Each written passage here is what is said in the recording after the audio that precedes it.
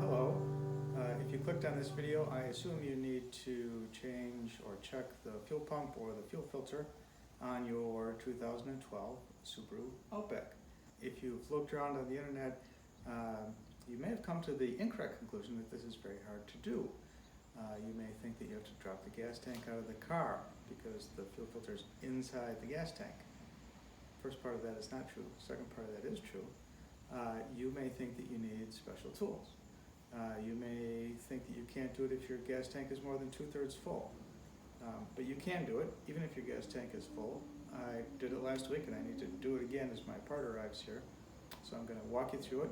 It requires just 2 tools, a Phillips screwdriver and a single socket wrench. If you're a good mechanic, I'll bet you could do it in 15 minutes. If you're like me, it might take you half an hour, 45. But it's really not that big a deal, and I'm going to show you how to change the fuel filter and the fuel pump on a Subaru Outback. Okay, first step here is we're going to take out the back seat. And you might say, see, there you go, right away. I got to take out the back seat? You need no tools at all to do this.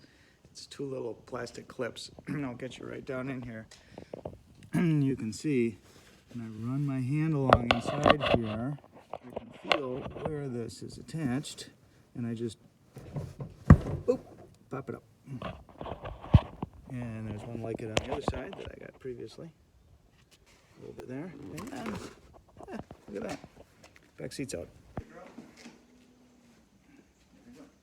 Back seat, no big deal. All right, very simple here from this point. Again, to get you oriented, we're right behind the passenger seat here in the back seat. This is the plate. Just a regular Phillips screwdriver. We're going to get these 4 screws out of here.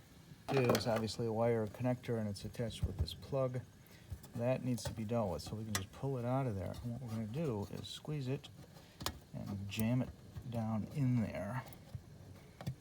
And when this cover comes off, that's just a whole lot easier to do. We'll just flip it out of the way.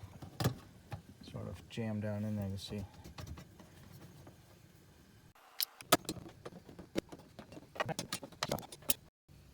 And we just lift this up.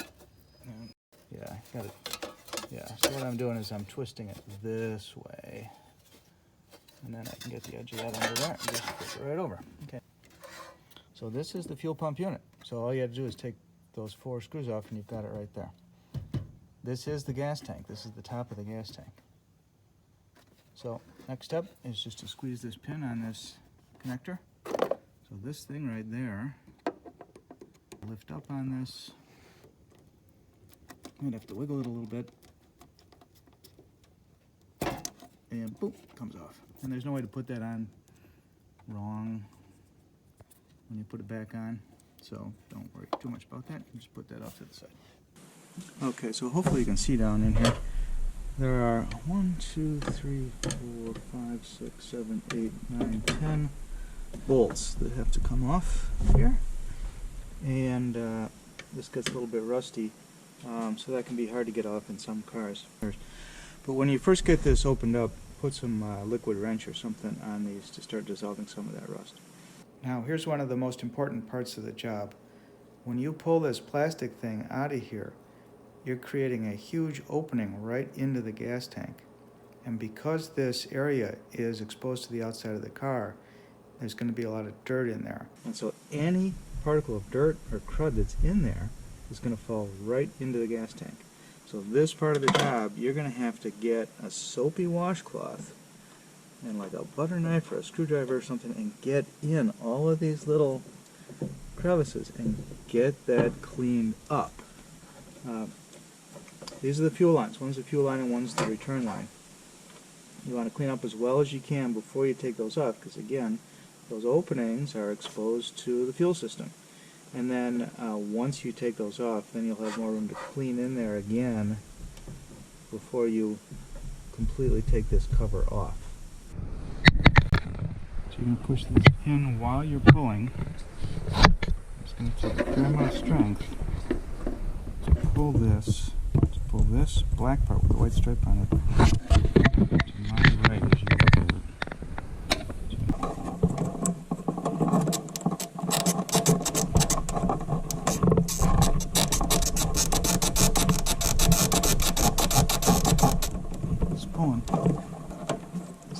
past this clip. And I hear gas moving. Looks like it's going in, not coming out, I hope.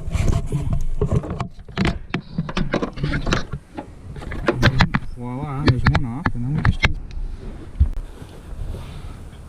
Okay, we've got her all cleaned out, and again, we were going to pinch on these two blue tabs on the other side, either side of this, and then just yank that off.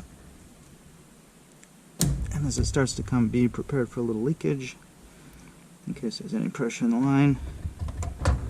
Does not seem to be, just a drop or two.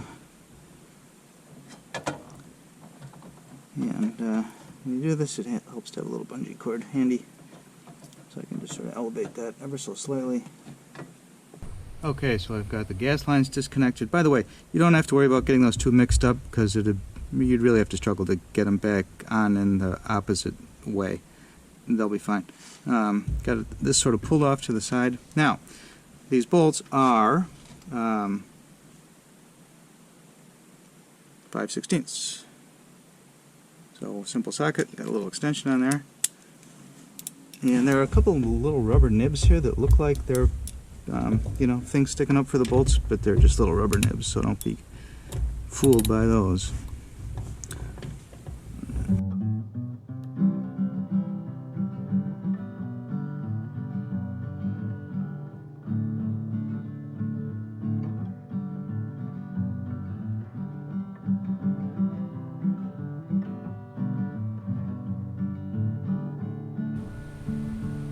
And just to be crystal clear here, I put on an extension to get down into this one. I can't.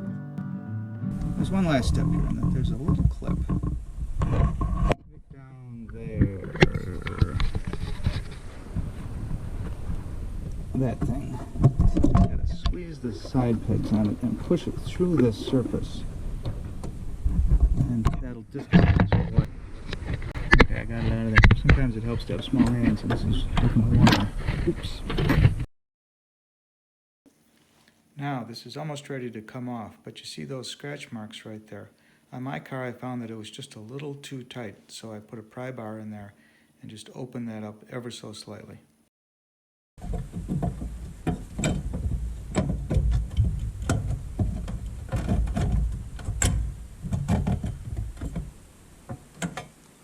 Out it comes. All right, now. Remember at the beginning I said it's okay to do this if you have a full fuel tank? Well, I oversimplified a little bit. You do have to get the gas out of the fuel tank, but contrary to what you might be told if you research on the internet, it's not impossible, even though there's no drain plug on the bottom of the gas tank. Once you get this fuel pump loosened up so that you can get the corner of it up, all you have to do is take a clear plastic hose and run it down in there, and you can snake it into the gas tank and then start a siphon and just siphon gas out. So when you draw it up, obviously, you know, you're going to get it to about here. You'll be able to see it. That's why the clear hose is helpful. And then pinch it up, obviously. You know how to start siphoning.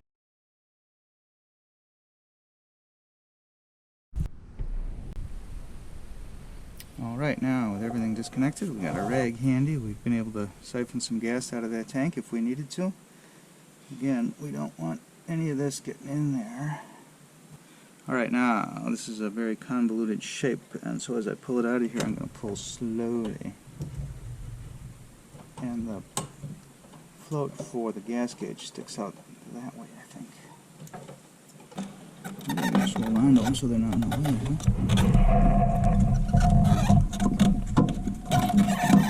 Be careful, now, when you pull on it, it's tricky because the top, as I said, is not directly attached to the bottom. This is one of those which really sprinkles down the bottom. And now you can see, now it's coming out.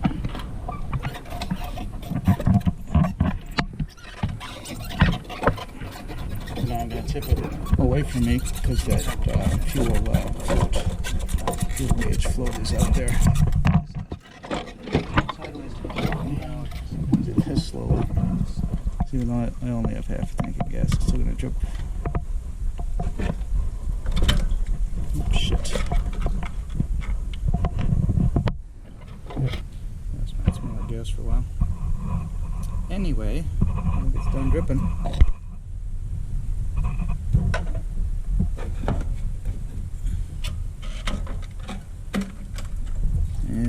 No, it's not done dripping.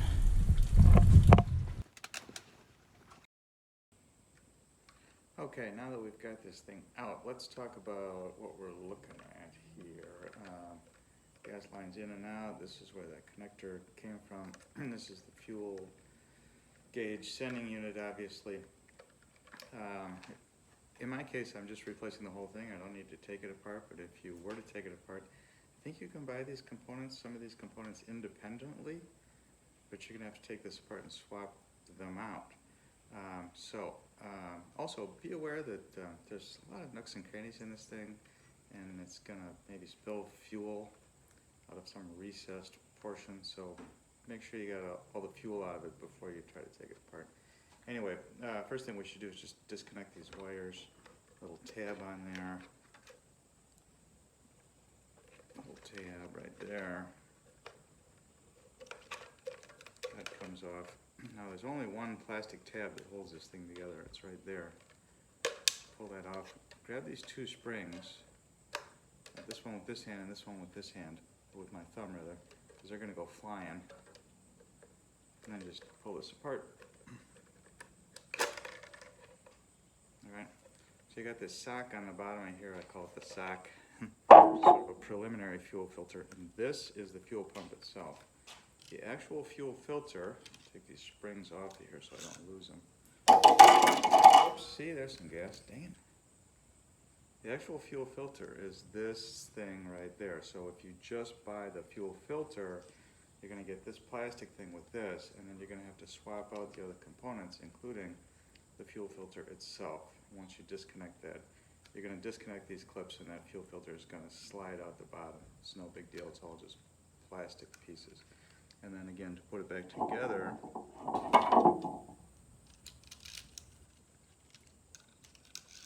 that 2B thing needs to go inside right there. Get that lined up. Insert slot A into tab B. It all comes together, and then that little tab is going to connect.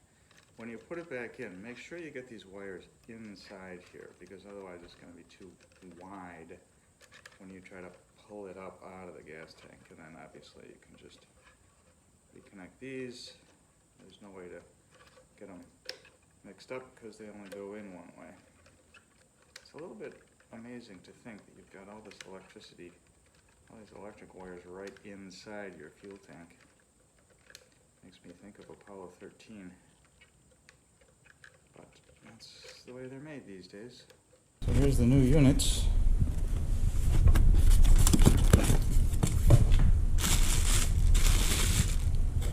$80. The original equipment units are like $280 or something, but I found this for $80. So now what remains is to reverse the process. These yellow things are just down here to protect, I assume. We'll put the sending unit in. Just slide that in.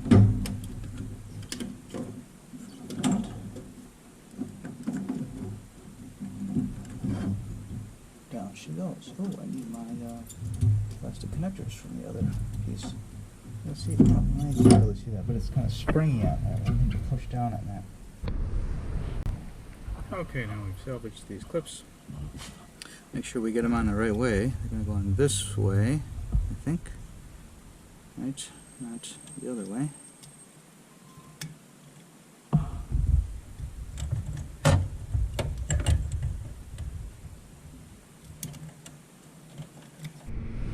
Okay, now with the new unit down in there, we can begin to button it back up.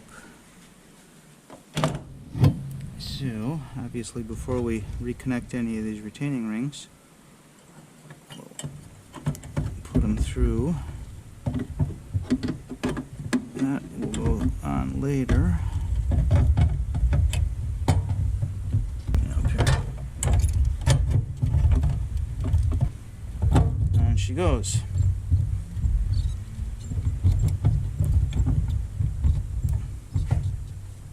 These are all going to be able to reach just fine.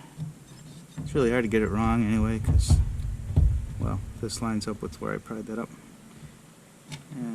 nuts go back on. And again, this is springy because that spring in the bottom of that pump.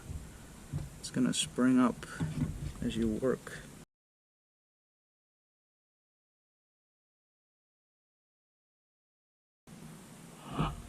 Alrighty, then we just clip these back on.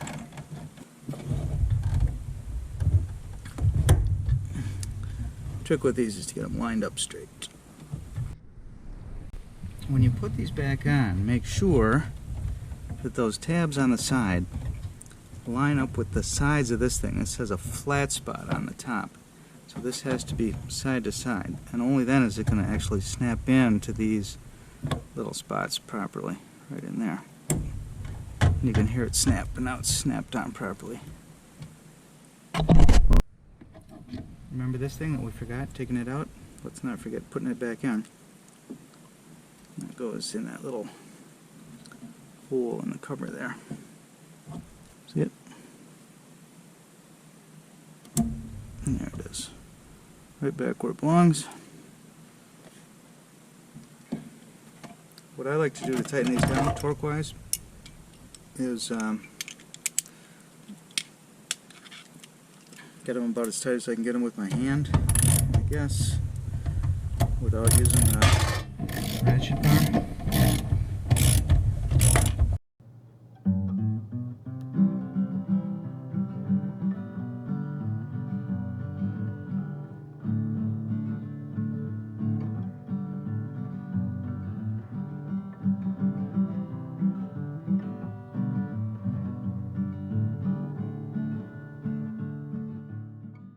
So we've got all 1, 2, 3, 4, 5, 6, 7, 8 nuts back in place. Gas lines are on, the clips are sticking out the way they're supposed to, so we know those are secure. And this little clippy down there is back where it belongs. And this guy is going back on here. And that clicks when it goes on. Now I'm just looking in there seeing some spilled gasoline. And I would just as soon wait for all of that to evaporate before I put the key in this car and turn the ignition. This flips in when you've got the short edge over here like this. I've got all these tightened up, put a little WD on them. That flips over very easily, and then we pivot this way. Do you know what? That'd be a good idea to push him on through before we put the screws on. Easier to push him than to pull him, I think.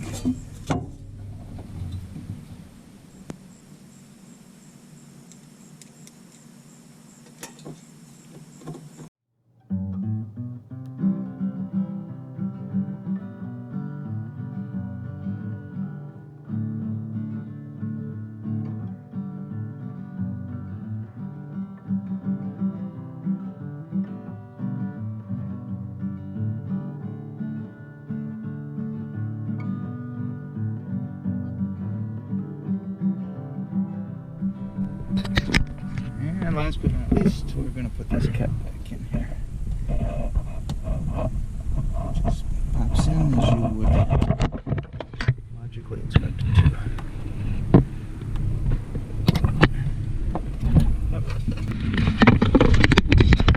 Now the next question is, what are the odds when I turn the key, the whole thing's going to go kerplooey?